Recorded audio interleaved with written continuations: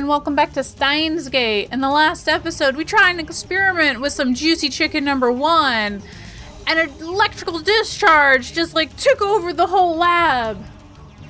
And now we're gonna find out what happened. Kurisu's voice is strained.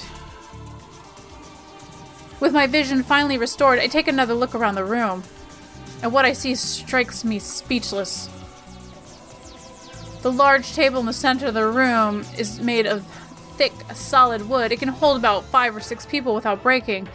That's why we placed the phone wave, named subject to change, and the X68000 on it. The table has been split in two as if by a woodcutter's axe. The computer and other parts connected to the microwave are scattered across the floor, and the microwave itself has broken through the table. It's literally stuck in the floor.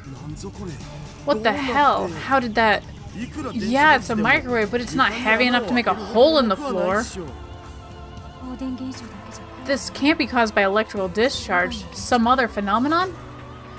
I shake off my surprise. This is no time to be standing with a jaw agape. Hoin Kyoma. Seize the moment.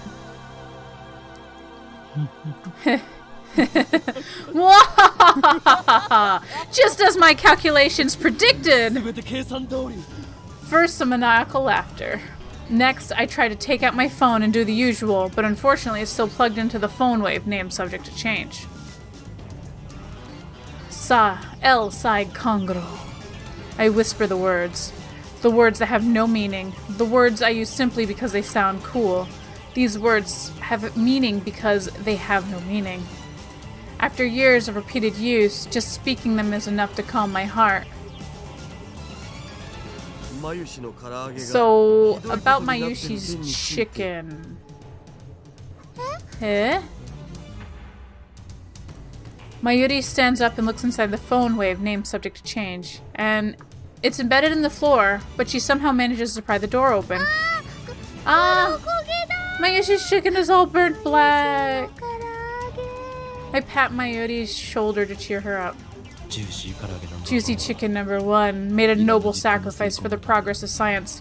Let's pray for his happiness in the next life. The chicken doesn't matter. Right now, we need to determine what happened with the phone wood. It doesn't matter. That's so mean, Christina-chan. Hey, Hoin Kyoma, do something about this.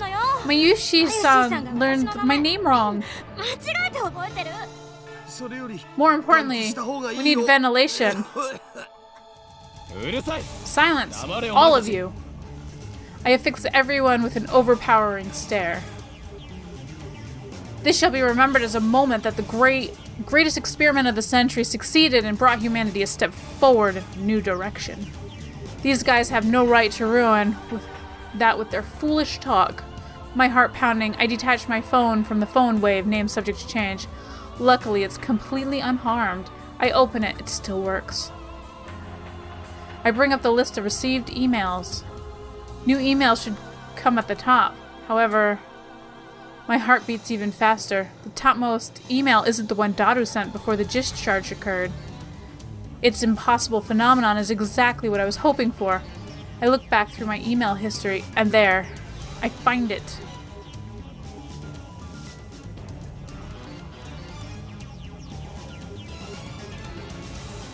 Ocarines,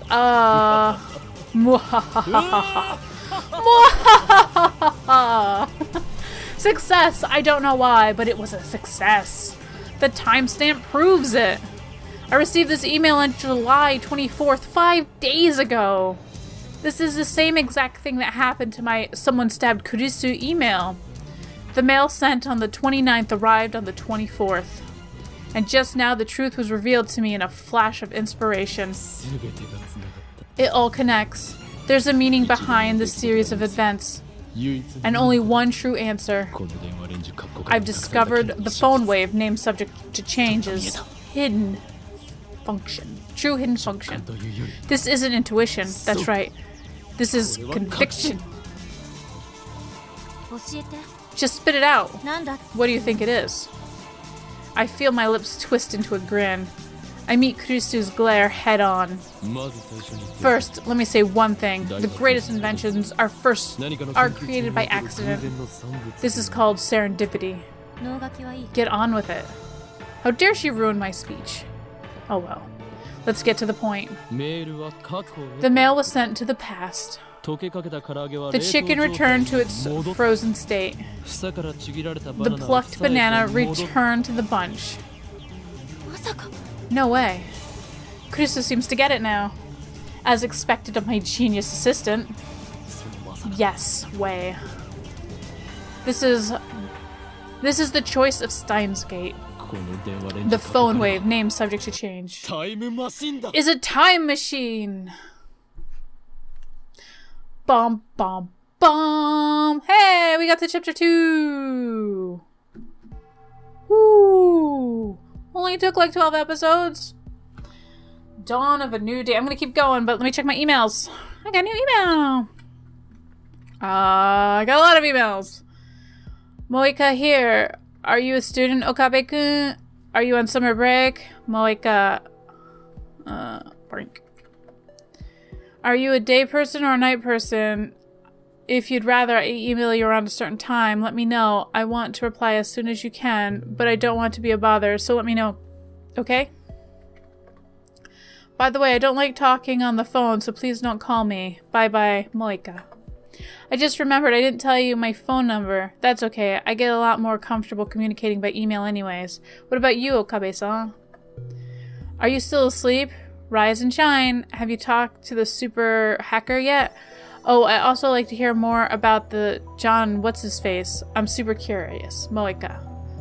I'm nocturnal, so I usually don't go to bed until the sun comes up. I'm not so bad once you get used to it. Mail me when you wake up. Okay?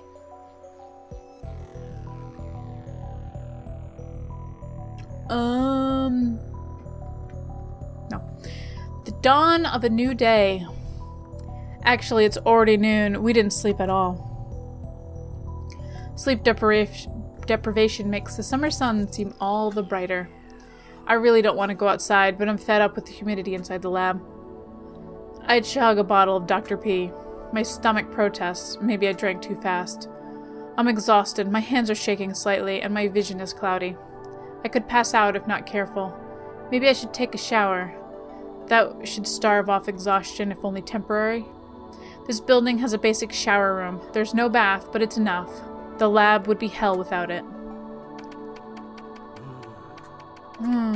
Daru's at his computer, his back turned towards me. His right leg is bouncing impatiently. The room is mostly silent, save for the electric fans humming and Daru's mouse clicking. Daru doesn't look my way, and he doesn't try to start a conversation. Neither do I. I don't have the energy. Outside the sunny summer afternoon, but inside the air is stale and empty of life. Yesterday, that shocking experiment convinced me that the phone wave, named subject to change, was also a time machine. But Kurisu didn't seem willing to accept the results. She just started screaming.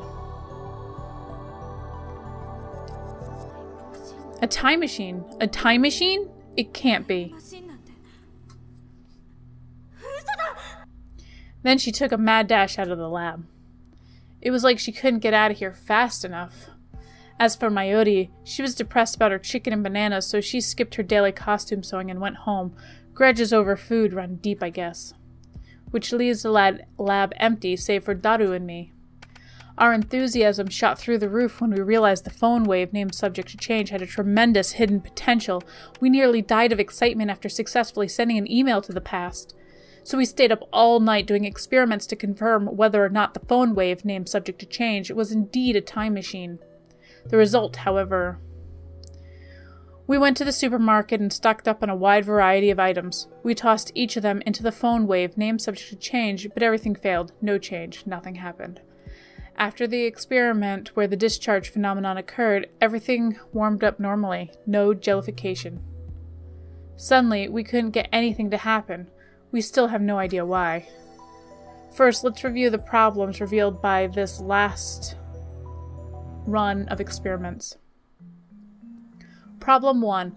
Electrical discharge safety precautions. We removed everything flammable from the development room to reduce the risk of fire. We also prepared 2 fire buckets full of water just in case. Because you want to throw water on electrical fires. Don't do that. But that's not a fundamental solution. We'll keep an eye on it for now, but if things get dangerous, we should seriously consider relocating our experiments. Problem 2. Mass increase. When the discharge phenomenon occurred, the phone wave, named subject to change, suddenly gains the mass for unknown reasons. Because of this, the microwave broke the table and made a dent in the floor. To deal with the issue, we placed the microwave on the floor and spread cushions and blankets underneath this to hide the hole in the floor too. It's only a temporary fix though. If we make any more holes, Mr. Braun is quite capable of raising my rent. That is to say nothing for the calamity it'll cause if it falls through the floor. Anyways, we need to find the source of the mass increase if amateurs like us can even. That is. But the first problems pale before the third. This last problem is critical. Until we solve it, we can't really experiment with the phone wave, named subject to change. Problem 3. We're not sure of the necessary conditions to send an email to the past.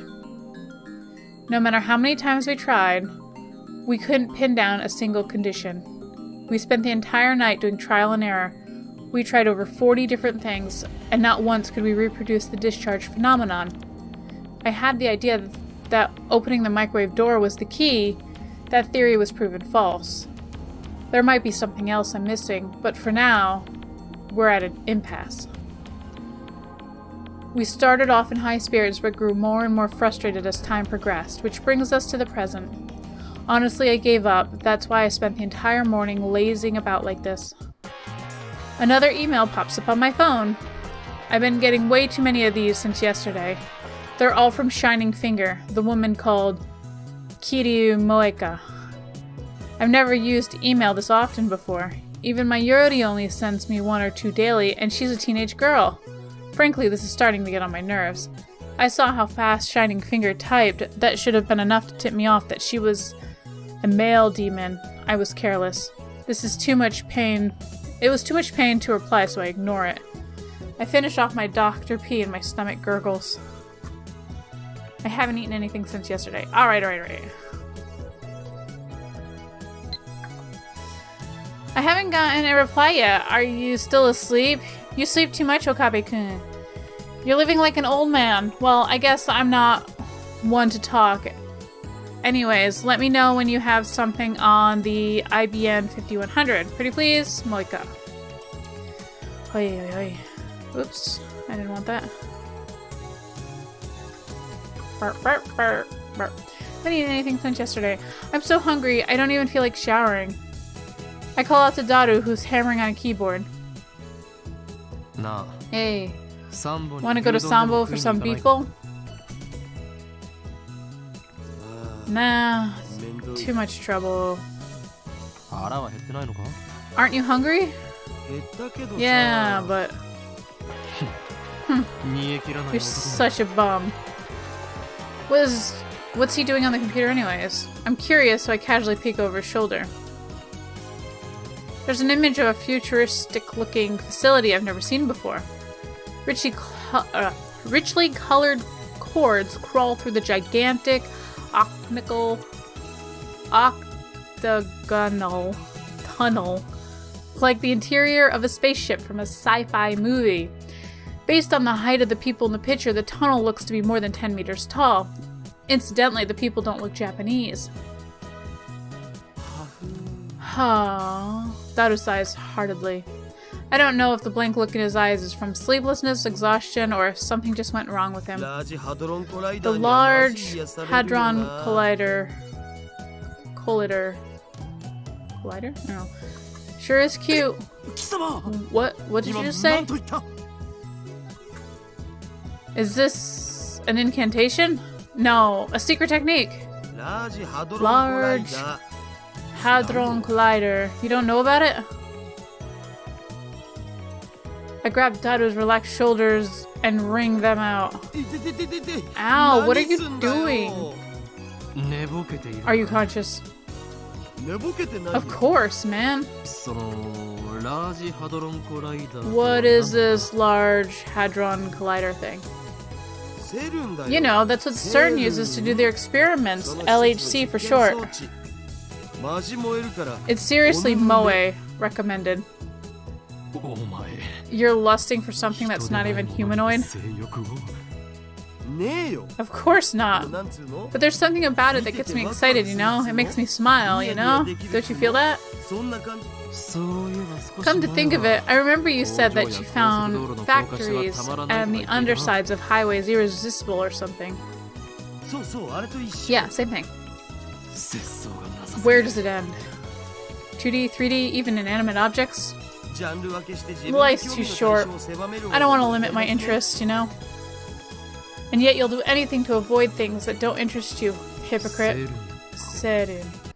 That name. I've seen it somewhere, and recently. Where was it again? Oh, of course. John Teeter. Oh yeah, that guy you mentioned earlier. He's at the ad channel. He's the guy the ad channel's going crazy about, isn't he? That one might be an imposter. I was talking about the John Teeter who appeared 10 years ago. He appeared 10 years ago? The same guy? I had hoped that Daru would remember, but no such luck. Anyways, John Teeter mentioned Serin. I don't remember all of it, but there's one thing I'm sure of. Teeter made a prediction, namely that before the year 2034, Serin would develop a time machine. A time machine? That's a timely topic. But that wasn't just 10 years ago. This new Teeter said the same thing. It doesn't matter if it was 10 years ago or 10 seconds ago. That's not the point, Daru. This coincidence could very well be the choice of Steins Gate. Can we trust this Teeter guy? It doesn't matter if we can trust him or not. Now we have something in common. A time machine. We should investigate CNN. We've got nothing to lose. Vigor returns to my body. Curiosity truly is the greatest delicacy for a mad scientist like me. Anyways, the phone wave, name, subject change. Experiment has hit a dead end for now, so it shouldn't matter if I make a little detour for this. Tell me, everything you know about Serin. Sure thing. My Serin folder is smoking hot. Daru strikes his keys with a renewed passion. He goes into the My Pictures folder and opens a folder literally called Serin. Serin is the world's largest particle physics research institution and is popularly called the European Laboratory for Particle Physics or the European Organization for Nuclear Research. It's close to the border of Switzerland and France and on the outskirts of Geneva. It's famous for the birthplace of HTML, HTTP, and the World Wide Web. World Wide Web? You mean the internet? Bingo! That's the thing at the beginning of most URLs. Serin invented that? All I know about Serin is what I read on Teeter's book. I never knew they were that amazing. Most people aren't aware, but there's a Japanese research team working at Serin too. What sort of research does Serin do? Particle physics mostly. Serin can do experiments no one else can because they have the biggest particle accelerators in the world. The low-energy antiproton ring, the proton synchrotron booster, and the Large Electron Position Collider. And the big boss is the largest accelerator in the world, the LHC, Large Hadron Collider Tom. Otaku possess the ability to anthropomorphize in moe form just about anything in the world simply by sticking tan on the end of its name. Daru's powers encompass even particle accelerators. Daro doesn't seem to notice my shock. He just brings up the next image. I guess it's kind of like old battleships now have moe forms. The LHC is 27 kilometers long circular tunnel built underneath Saren's headquarters. Its purpose is to smash protons together in the hope of creating unknown elementary particle reactions. They started experimenting last year. Before they started, there were rumors that the experiments might create mini black holes. Oh no, those mini black holes will swallow the Earth, the universe is in danger, etc. Mini black holes.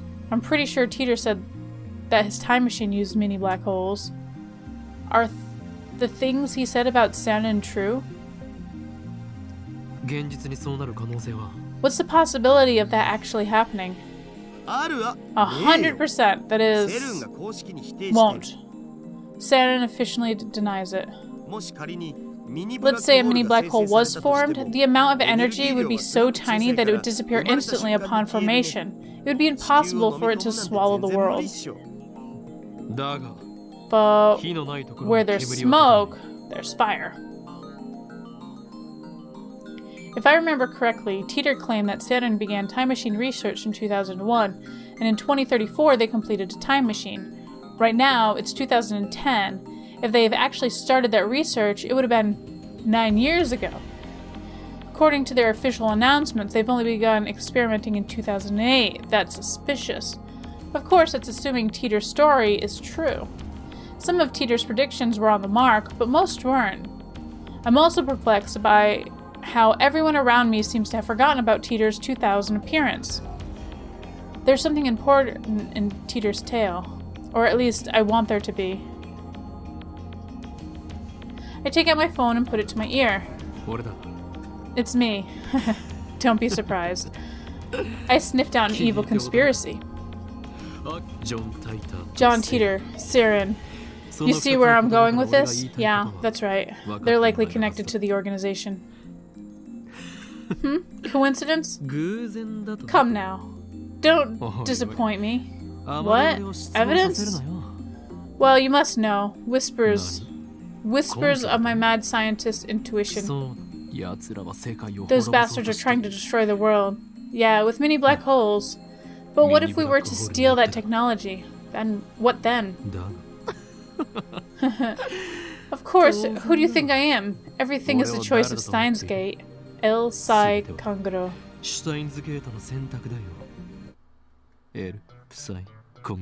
I put away my phone and then turned to find Deru giving me an exasperated look. Just who the hell are you fighting with? Daru. I know what we must do. What was that? Don't you? Was that me? You're supposed to grin like you know exactly what I'm talking about. What kind of super hacker are you? I wanted him to say something like, well, why the hell not? So what's in it for me?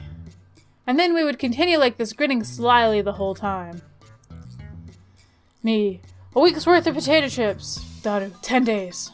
You sure are a glutton. The dive makes you a hungry man. Deal. Get started. You got it, boss. Or something like that. Yep, a real cool conversation. But the real world Daru just purses his lips. You're always giving such a half-baked explanation. Try to sound intelligible before you try to sound intelligent. Work with me here. You are a super hacker. Stop saying hacker. At least say hacker. See where I'm going with this? No, not at all. Hack into Saren. Daru stares at me in disbelief. Is that some kind of joke? I know you can do it, Daru. Expose their dastardly deeds and find any hints you can about the time machine. Dastardly deeds? You're just imagining stuff, Okarin. We stand at a crossroads. Will the phone wave name subject to change become a functional time machine, or will it die as a garbage in the lab storage?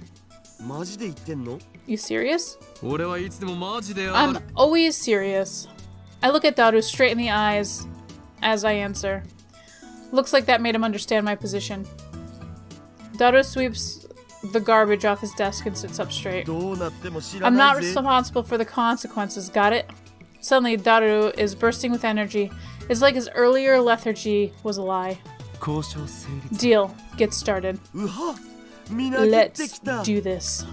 For your payment, I'll deposit a week's supply of potato chips into your Swiss bank account. Daru doesn't respond. He's already deep in concentration. Anyways, I'm going to sleep. It's all yours. I lie down on the sofa and let the clacking of Daru's keyboard lull me to sleep. Wow. And actually, I'm going to leave this episode here. So a tad shorter than normal, but you know, it's okay. Anyways, if you are enjoying this series, if you're enjoying Steins Gate, if you want to see more from me or what happens next, then please subscribe and do all that YouTube shit. And in the next episode, we're gonna look at this goddamn email because it's starting to drive me up the goddamn wall. So I will see you then, alright?